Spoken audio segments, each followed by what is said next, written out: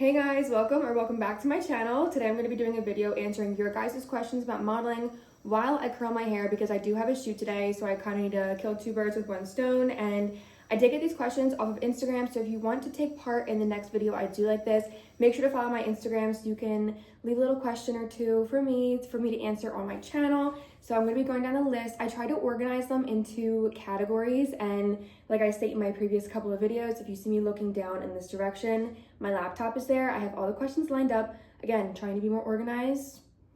So far, so good. So let's get into it. I'm going to turn on my curling iron and get my questions up. I did just get a brand new curling iron because Rite Aid is unfortunately going out of business, and everything they have there right now is like 90% off, and my curling iron broke. My OG high school curling iron I've had for, oh my gosh, I think 8 years now. The little thumb part, like this thing, broke off. So it was just bare, exposed metal, and it was burning the hell out of my finger. So had to get a new one. Excited to try this new curling iron, but I am very sad that my OG one is out for the count. But all right, let's get into the questions. So first category I have is kind of getting started.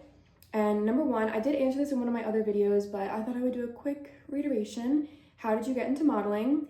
Long story short, someone on Instagram that works for an e-commerce company around Pennsylvania asked if I was available. I have like a scent thing for my cat's litter box because it's right behind me. So if you hear it, like if you hear that little spritz noise, that's what it is. But this guy who does e-commerce for a company based in Pennsylvania reached out to me on Instagram and asked if I was available. And I took the chance and said yes, and it kind of went from there, from agencies seeing me in that catalog to signing me. So that was how I had gotten into it. I did do modeling when I was a baby too, but not as seriously as I do now, obviously, but that is how I got into it. Number two, do you need an agency to start modeling? No. Even with the agency representation I have now, a couple of years into the game, a lot of my work I book freelance, and when I had first gotten that first e-commerce job, I was not with an agency. I don't think that you do need an agency, but I do think you need to market yourself as a model if you want to book things, and that means posting a lot. It means like working with photographers and posting photos so you're seen as a model and not just like regular Instagram. That's how I got found. And I'm not like, I wasn't like discovered by like a crazy like New York agency or anything, but that was how I got found. I started posting myself like a model and I started being treated like one. Number three, how do you build a modeling portfolio?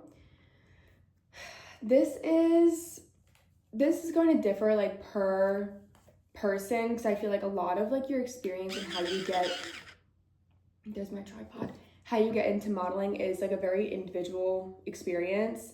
But to start a portfolio, my number one suggestion would be to find a photographer to work with, just to get an idea of what it's like to model, what it's like to be in front of a camera. Because a lot of people nowadays, like, and I experienced it too, you think you're really comfortable in front of a camera when it's your iPhone. It's a completely different feeling and a completely different experience when you're in front of a professional camera with a professional photographer, especially if you were on location or on site of a set.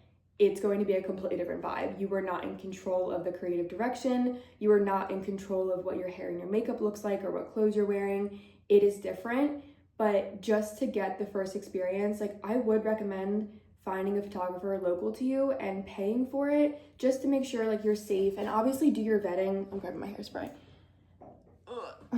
Vet your photographers as well, and really just see like if there are other people.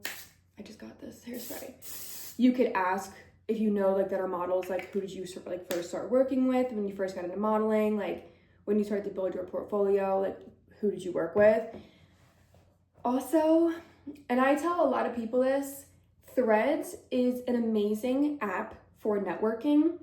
I have never used an app as amazing as Threads when it comes to finding photographers and makeup artists and so many people like creatives like that. I totally think that you would be able to go on a Threads and make a post saying like, I really want to get into modeling, like looking to do a test shoot. Like, is anyone doing like the trade for print photo shoots? Because there are a lot of photographers that are just getting started out too. Vet them, make sure you're going to be safe with whoever you are working with, and go and get in front of a camera. And I think that's the best advice I can give, like, because that was the only thing that helped me, was getting in front of a camera, because I was not a professional off the bat either. Like, I wasn't super comfortable off the bat either. But I think trying to get in front of a camera is really important. Okay, number 4, can you model if you're short, curvy, or older? 110%. Always. There is an industry that will absolutely love you, and there's a niche that you will fit into perfectly, whether it's commercial or print or high fashion or whatever it is. You just have to put yourself out there. Just put yourself out there, and I think that you will find where you fit. And I realized last year, the year before, I fit bridal. Like, I am like a bridal model to a T, and most of my work that I do is bridal. I do a ton of commercial work as well. Like, you could take one look at me and realize I am not a high fashion model. I obviously fit a very commercial look, but I love it. And commercial pays really well. It might not be like the cool stuff you see in the magazines, but commercial work is a lot of fun. Like, I don't think you realize how much commercial modeling there is until you start doing it, and you look at a billboard and you look at like maybe, like, I don't even know, like a little ad, and you're like, oh my God, commercial modeling is literally everywhere. Like, I never realized it personally. Okay. Number 5, what types of modeling are there? I did just kind of touch on that, like when I said like there was like high fashion, editorial, e-commerce, there's print modeling, there's runway modeling. Kind of like see what you feel best in, because I don't really think that there is a direct specific category for your height, weight, appearance, whatever, because I'm 5'7.5". There are runway models that are 5'7.5", and there are print models that are 5'7.5". Like, there's not really one section you'll fit into. I think it just kind of is what works for you. And again, putting yourself out there. Okay, so now I'm going on to the next category. This is behind the scenes. And number 6, what actually happens on a modeling shoot day? So I get this question a lot, and it really is dependent on what the shoot is for, because I have done like editorial, high fashion, and obviously, like I said, a ton of commercial, and they do look kind of different. I have realized that some commercial modeling does not prioritize getting a hair and makeup artist because it's more of an everyday look. So it's not uncommon for me to go on to like a commercial shoot and expect to have my hair and makeup done already by me. But it's also not unheard of for me to go to a commercial shoot and get my hair and makeup done. So it really is dependent on like what it is, or really what the job is expecting. But a lot of it starts with like prep and doing hair and makeup, which I think is really fun. And then typically the shoot, and for a full day, you will get a lunch break, and then you'll come back to set afterwards and try to finish up. It really is hard to give like a one, oh my gosh, I have to sneeze. Bless myself. Like a one response, because every set is different and everyone's experiences are different, but that has been my experience. It's like I either start with hair and makeup, and then I go to hair and makeup, and then lunch, and then we continue to shoot. But it's always different depending on what it is. Okay, number 7, how do you prep your skin and body before a shoot? I think you guys would crack up if you knew the amount of prep it takes to do a lot of modeling. And I also had a video idea to maybe show what my week looks like with the amount of prep that I do, because it's kind of funny. The prep alone feels like a full-time job. But to give a few examples, whitening my teeth is huge. I always whiten my teeth maybe once a week, sometimes twice a week, depending on what I have. But that is a big one. Self-tanner is a big one for me. I know some models choose not to do self-tanner, and that's great if you love your natural skin. I personally don't. I am very pale. Like, I am very, very, very pale. So I prioritize fake tanner. I have it on right now. I just washed it off this morning, so it is going to look a little bit dark, but it does get a little bit more natural after, I would say, the second shower.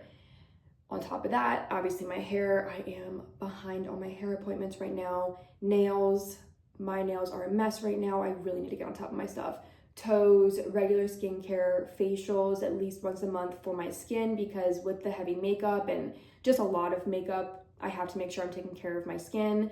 Hair masks, oh my gosh, there's so much. If you guys would be interested in seeing a video of like maybe a week in my life of prepping to be a model every day, I'd love to do it. You guys are gonna crack up because it's a lot.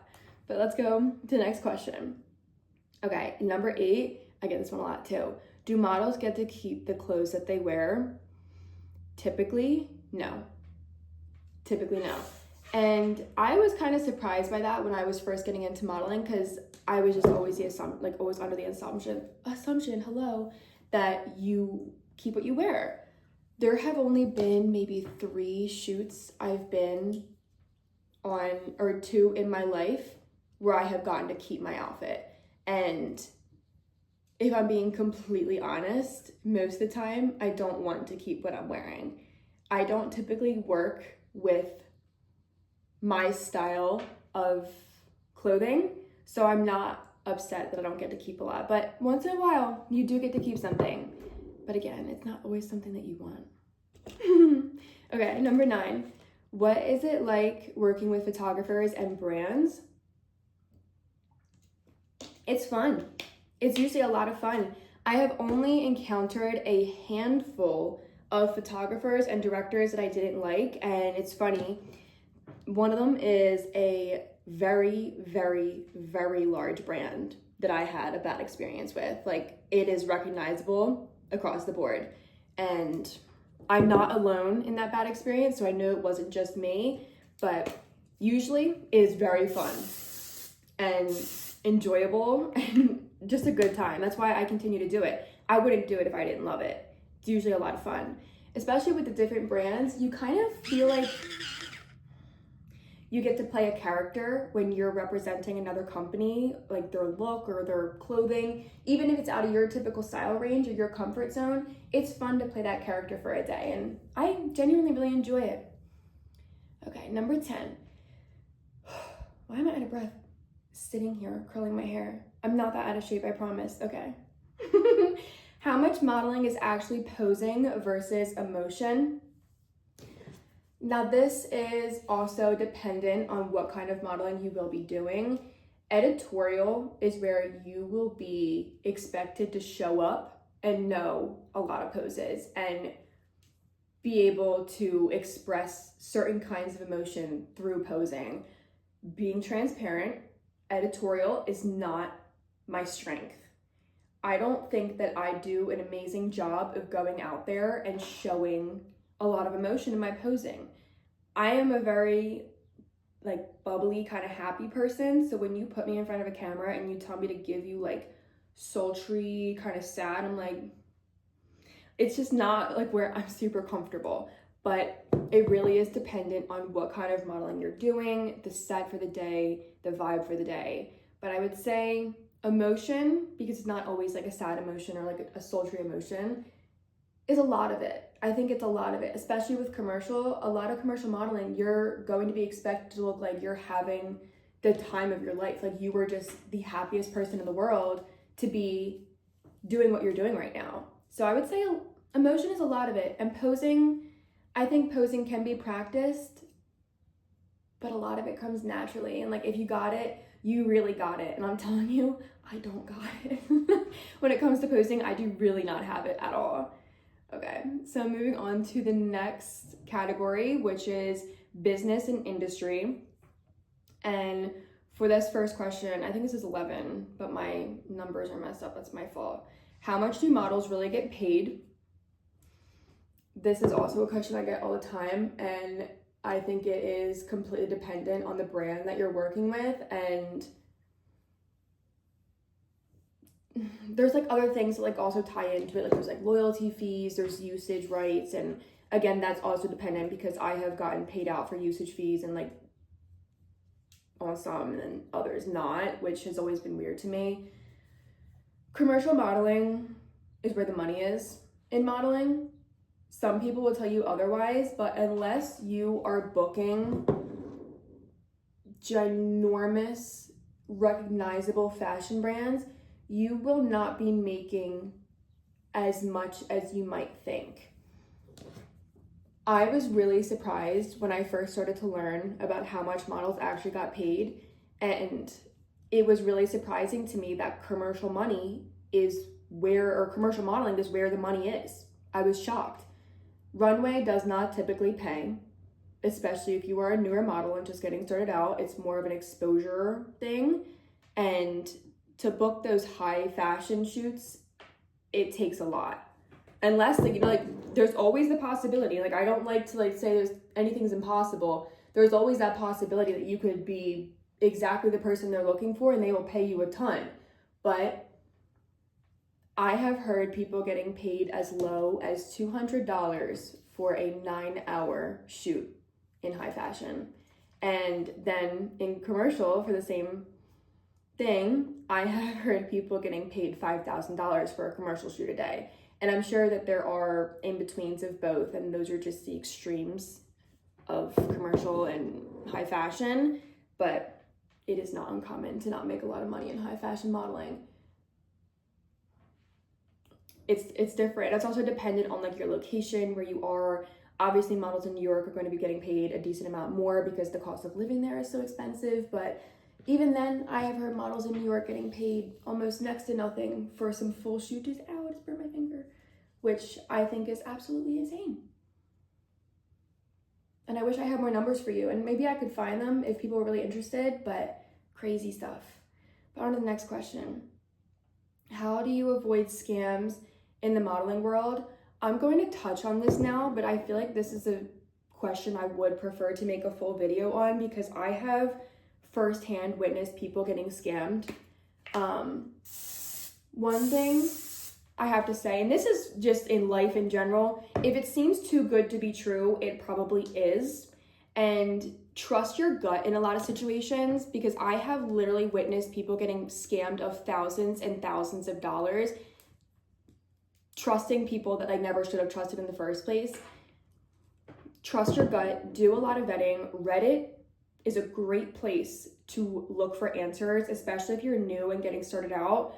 And also, like, I'm sure you can DM me. I will tell you, like, firsthand experiences, and I will look at the photographer. I will look at wherever you're going or whatever the opportunity is, and I will give you my 2 cents if you want it. Please DM me. I would rather have you message me and have, like, us meet in DMs to help you make sure you don't get scammed than have you get ripped off of thousands of dollars. But what stays true in every situation that I've ever heard of people getting scammed is that if it seems too good to be true, it probably is.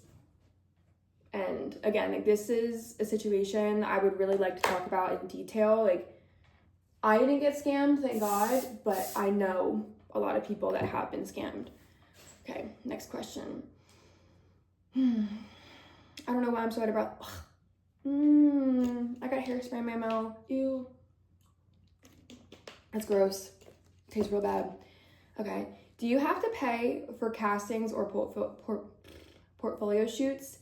Castings, I've never had to pay for a casting in my life, and portfolio shoots, I haven't paid for any, but I do a lot of, like, the trade for print shoots, which is how I've built my portfolio. And again, Threads is your best friend. Next question. What's the difference between agency and freelance modeling? So when you are freelance modeling, you do not owe anyone any money. When you have an agency and you are getting bookings through your agency, you typically owe them 10 to 15 to 20% of what you're making. It's harder to market yourself as a freelance model because a lot of reputable companies will only go through agencies because they want to guarantee that the models that they're hiring are experienced, they know what they're doing, and it's nice to have that third-party representation and, like, protection in a lot of instances. But freelance modeling, you will make a little bit more compared to agency if you're able to book yourself a lot. It's competitive and it's hard. Why is my phone so dark? It's really hard because I do both, and, like, freelance is a lot of hard work, I'll tell you. Okay, how do contracts work in modeling? If you have a exclusivity agreement with your agency, you cannot typically work with other agencies in the same area, And depending on the agency, sometimes they let you work with other agencies in different cities, but they will not let you work with other agencies in the city that you're in. Some agencies don't really care. Philadelphia, it's kind of hit or miss. Like there are some agencies that care about the non-compete, and then there's other agencies that don't. It's really dependent on where you are. New York is very common where you will sign a non-compete and you will not work with other agencies. You will be contracted into that, but it is dependent on the city. Like I have an agency in Florida, I have an agency in California. Like I have them all over the place, but I don't have non-competes with any of them. So I can kind of do whatever I want. All right, this is the next category. I have this listed as personal experiences. Technically, I think this is 17, but it says 16 on my little list, so we're just gonna say 16 so I don't trip myself up. What has been your best and worst modeling experience? My best modeling experience has been working with QVC and HSN. That's been more of a recent thing for me, but has been an absolute dream come true. I am so incredibly grateful for this experience and the people that I have met. Like I can't even, like I have been praying so much, just being like so thankful to God. I have been very busy, but I always remind myself, like, you prayed for this. Like, you literally did pray for this, and I'm just so thankful for the opportunity. I have been beaming lately. I've just been so happy, like, honestly. And again, let me know if you want more videos or not, because I'd love to talk about it.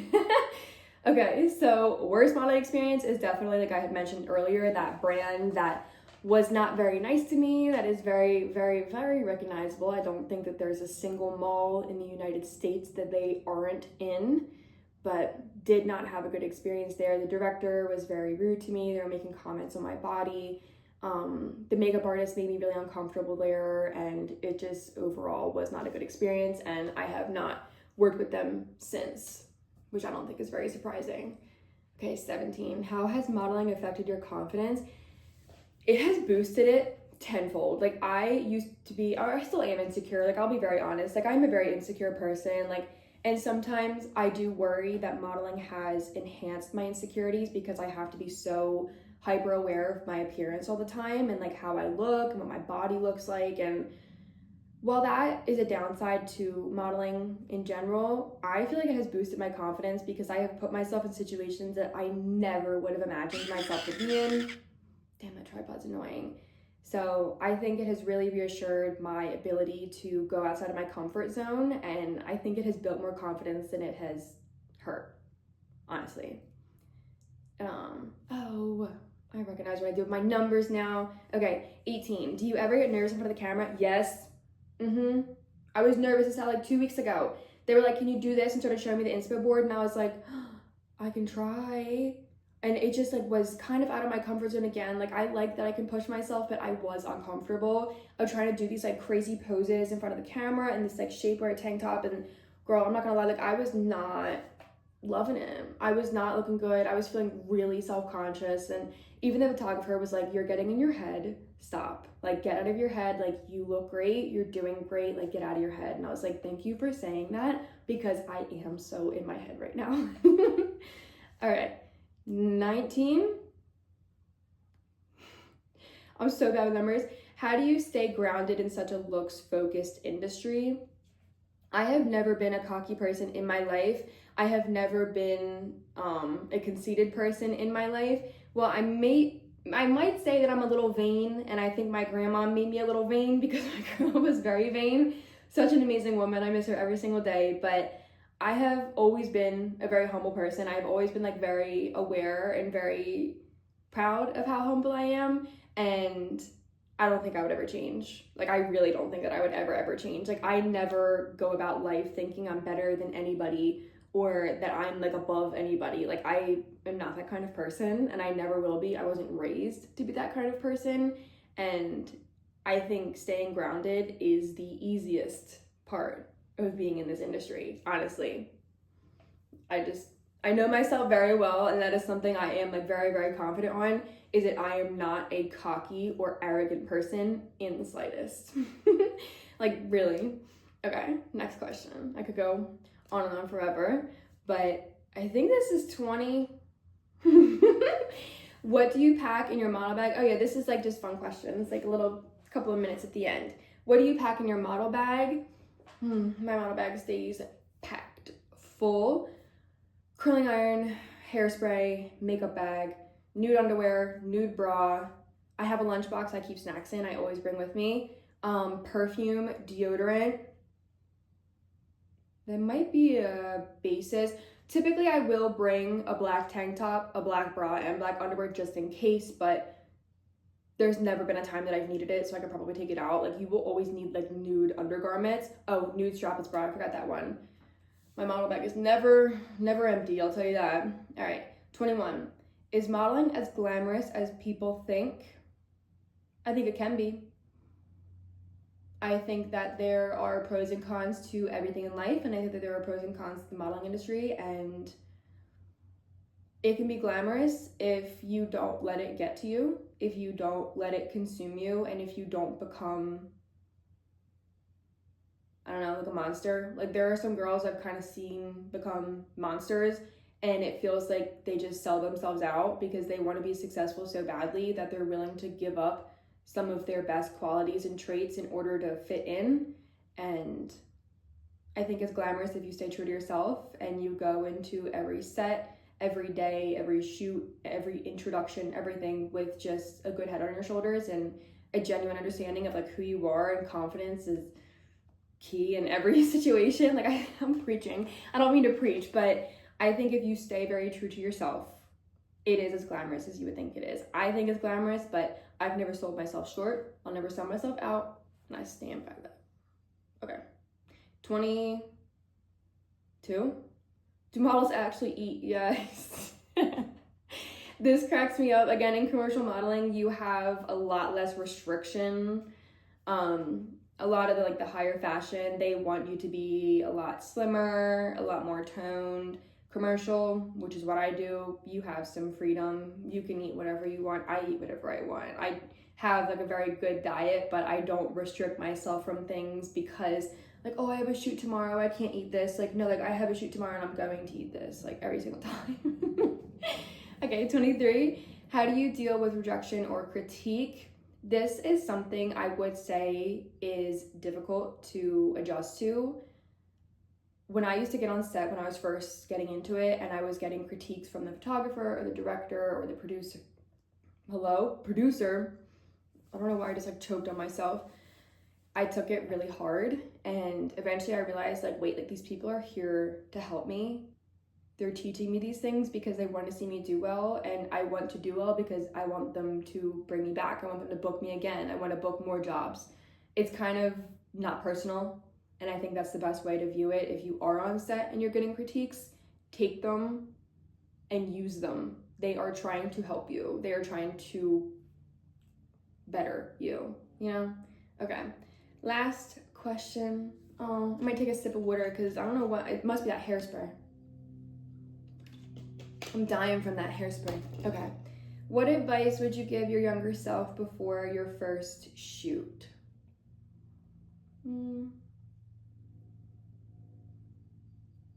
Trust yourself, trust your ability, and trust,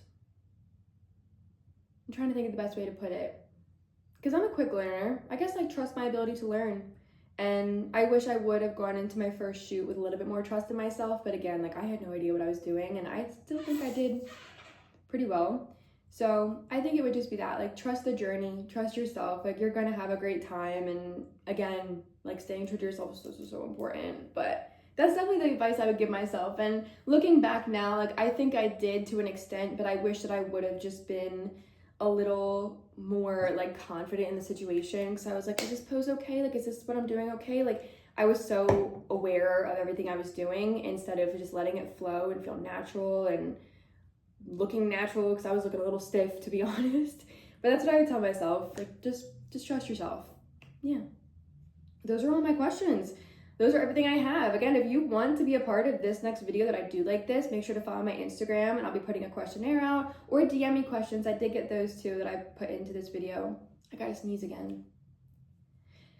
I think it's my cats that are making me sneeze.